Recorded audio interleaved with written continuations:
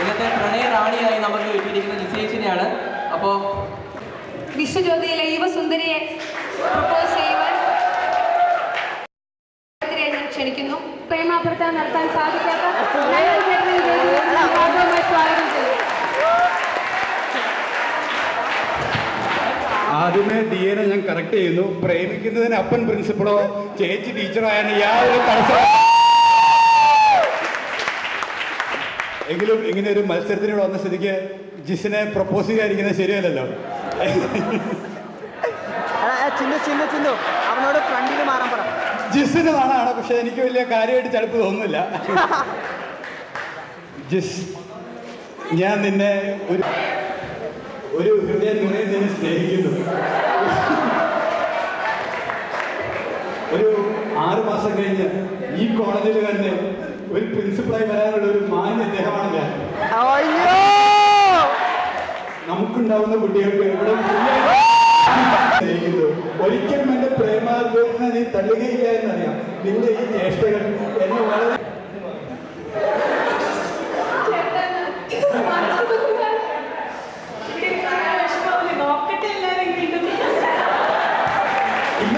നീ ബാക്കിയുള്ളവർ നോക്കണ്ടില്ല. നമ്മളുടെ പ്രേമം എന്ന് മനസ്സിലുമായിരിക്കും. ഷാജഹാൻ മുംതാസും പ്രേമിച്ചതുപോലെ ഈ പ്രേമാഭ്യർത്ഥന ഒരിക്കലും നിരസിക്കരുത്. നീ നിരസിക്കുമോ? അങ്ങനെ നീ പറയുന്നത് 4 വർഷം നമ്മൾ ഒരുമിച്ച് പഠിച്ചു, ഒരേ ഒരു ബന്ധത്തിന്റെ അകത്ത് നമ്മൾ പഠിച്ചോ.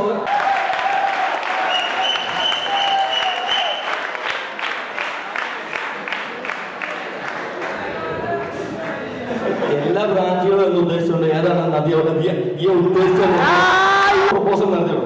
ഒന്ന് വളരെ സീരിയസ് ആയിട്ടും ഒന്ന് വളരെ തമാശയ്ക്കായിട്ടും. കഴിഞ്ഞ 14-ാം തീയതിയാണ് ഒന്ന് നടത്തിയത്. അതിനെ പറ്റി ഞാൻ പറഞ്ഞോട്ടെ, ഞാൻ എന്റെ ആദ്യത്തെ പ്രപ്പോസൽ വളരെ സീരിയസ് ആയിട്ടായിരുന്നു. അതുകൊണ്ട് അതുപോലെ ഞാൻ ഇപ്പൊ പ്രപ്പോസ് ചെയ്താൽ ചിലപ്പോൾ തള്ളിപ്പോകും.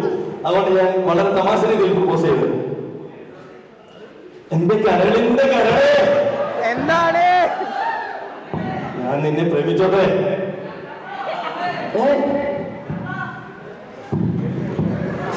സോറി,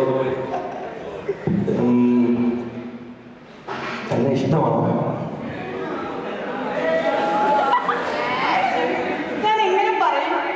ഈ ഒരാൾക്ക് മേലിൽ നീ ഒരാളെ മാത്രം സ്നേഹിക്കുന്നുവെങ്കിൽ അത് നീ എന്നെ സ്നേഹിക്കാവൂ. അതെനിക്ക് നിന്നോട് പറയാം. ബിക്കോസ് ഞാൻ മലയാളത്തിൽ പറയാം.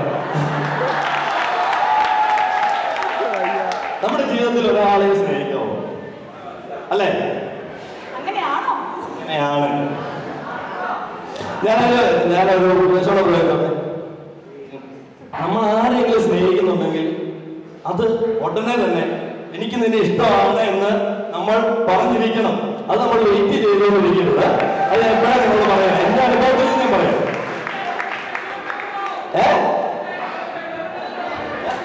മണ്ണും ചാടി പെണ്ണുകൊണ്ട് പോകാൻ. സോറി, ഇതും ഞാൻ നേരത്തെ പറഞ്ഞ ഒരു പ്രപ്പോസൽ ആയില്ല. ഞാൻ എനിക്ക് ഉപദേശങ്ങൾ നിങ്ങൾക്ക് തന്നുള്ളൂ. Okay, thank you.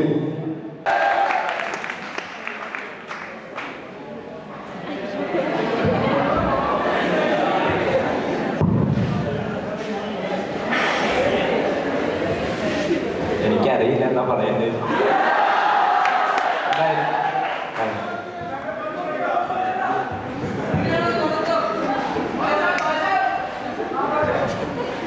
ജിസ് കോളേജിൽ വന്നപ്പോൾ മുതൽ തന്നെ ഞാൻ നോട്ട് ചെയ്യുന്നു.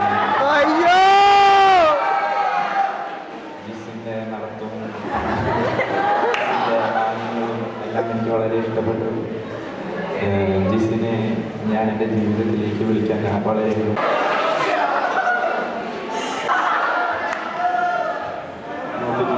എന്നെ പോലെ ഇത്രയും നല്ല ഒരു ചെക്കനെ ഇത്രയും സ്നേഹിക്കുന്ന ഒരാളെ ജിസിനെ വേറെ കിട്ടില്ല. ജിസിൻ്റെ ആ സ്മാർട്ട്നെസ്സും ഇഷ്ടപ്പെട്ട ഉണ്ടാവില്ല.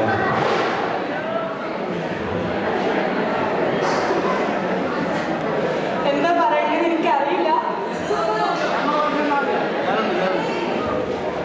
ജിസ് എൻ്റെ ബെസ്റ്റ് ഫ്രണ്ട്സിലൊരാളാണ്. ഞാൻ ഇത്രയും പറഞ്ഞതിനെ വളരെ മടിച്ചിട്ടാണ്. ഇത്രയേ ഉള്ളൂ. മായ ജോ മാലു.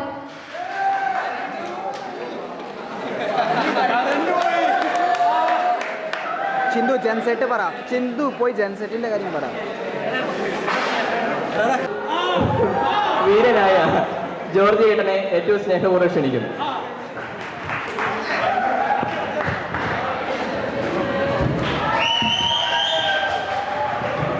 ഇതിപ്പോ ഞങ്ങള് രണ്ടുപേരും ഒരു കുടുംബത്തിലായിട്ട്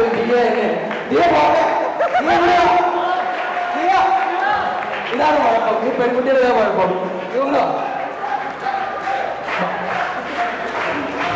ഇതിപ്പോ ദിയേനെ പ്രപ്പോസ് ചെയ്യാൻ കാരണം ഞങ്ങൾ രണ്ടുപേരും സെയിം കുടുംബമായതുകൊണ്ടാണ്. അല്ലെങ്കിൽ പ്രശ്നമില്ലായിരുന്നു. അപ്പൊ എന്ത് ചെയ്യാ, എനിക്ക് ദിയയുടെ സ്മാർട്ട്നെസ്സും ദിയയുടെ എന്തോ കഥാപ്രസംഗമൊക്കെ ഞാൻ കമ്പ്യൂട്ടറിൽ എപ്പോഴും റിവൈൻഡ് കണ്ടുകൊണ്ടിരിക്കും. നമ്മള് ഒരുമിച്ച് നാടകം അഭിനയിച്ചു, അങ്ങനെ ഒത്തിരി കാര്യങ്ങളുണ്ട്. ഇപ്പൊ ദിയക്ക് എന്റെ ജീവിത പങ്കാളിയാവാൻ സാധിക്കുമോ? ചേട്ടാ, ചേട്ടനെ അറിഞ്ഞൂടെ? ആ ചേട്ടൻ എന്റെ കടലിന്റെ കരളായ ജോർജേട്ട. എന്തോ ചേട്ടൻ വന്ന അന്ന് മുതൽ ചേട്ടൻ അറിയാതെ 2 കണ്ണുകൾ ചേട്ടന്റെ പുറകിലുണ്ടായിരുന്നു. ഈശ്വര, അതെന്റേതാകാം. അതുമല്ല നിന്റെ തന്നെ എന്നെ ആദ്യമായിട്ടാണ് ജീവിതത്തിൽ ഒരാൾ പ്രപ്പോസ് ചെയ്യുന്നത്. ഏതായാലും എന്നെ പഠിപ്പിക്കുന്ന ഗുരുനാഥന്മാരെ എല്ലാവരും സാക്ഷി നിർത്തി പ്രപ്പോസ് ചെയ്ത ജോർജേട്ടന്റെ. പക്ഷെ ചേട്ടന്റെ ബയോഡാറ്റ ഒന്നും കിട്ടും, അല്ലാതെ എനിക്കൊന്നും പറയാൻ പറ്റില്ല.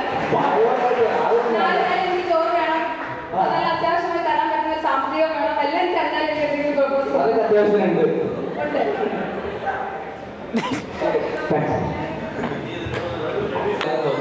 അപ്പൊ മായ ചേച്ചിയുടെ വെയിറ്റ് ചെയ്യുകയാണ്. അടുത്തതായിട്ട് പാലക്കാടേക്ക് 4 സുന്ദരികളുമായി എന്നും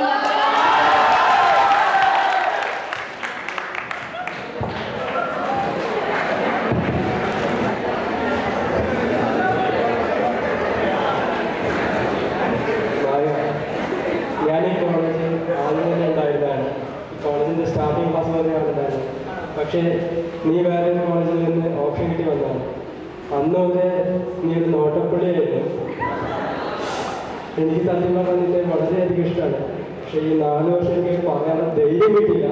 ഇപ്പം ഒരു അവസരം കിട്ടിയെന്ന് വിനിയോഗിക്കുകയാണ്. Really love you Maya, really love you. വാചകങ്ങളുമായി കടന്നു വരുന്നത് നമ്മുടെ മിമിക്രി താരമായ നവീൻ ചേട്ടൻ.